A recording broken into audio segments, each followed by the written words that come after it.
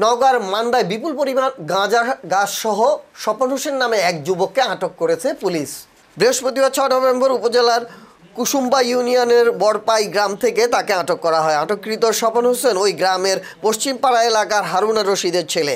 মান্দা থানা জানায়, গোপন সংবাদের ভিত্তিতে বড়পাই গ্রামে অভিযান চালিয়ে স্বপনের বাড়ি থেকে বিপুল পরিমাণ গাঁজার গাছ উদ্ধার করা হয়, যার ওজন প্রায় 25 কেজি 100 গ্রাম।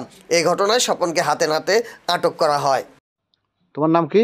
আমার নাম মোহাম্মদ স্বপন হোসেন। স্বপন হোসেন। জি হ্যাঁ। তুমি তামাক খাও? হ্যাঁ, আমি তামাক খাই। আর এই গাছ কিভাবে হয়েছে? এই বিসি পড়ে পড়ে হয়েছে স্যার। বিসি? হ্যাঁ। কই থেকে বিসি পড়লো? এই যে আমি তামাক খাই, খাতে লাগার বিসি থাকে না, ওখান থেকে ওগুলো পড়ছে। তো এই যে এত এত বড় বড় গাছ স্যার আমি শখের বসায় রাখছি স্যার। হ্যাঁ, আমি শখের বসায় রাখছি। শখের বসে গাছ লাগায় রাখছো? হ্যাঁ। কত লাগায় রাখে না? কতগুলা গাছ আছে? হ্যাঁ, টবের মধ্যে দিছি। শখ। এই তো স্যার আমি শখ।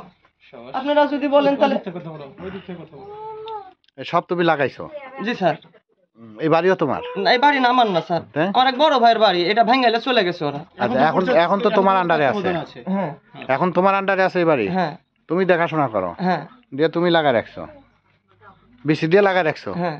আচ্ছা আচ্ছা।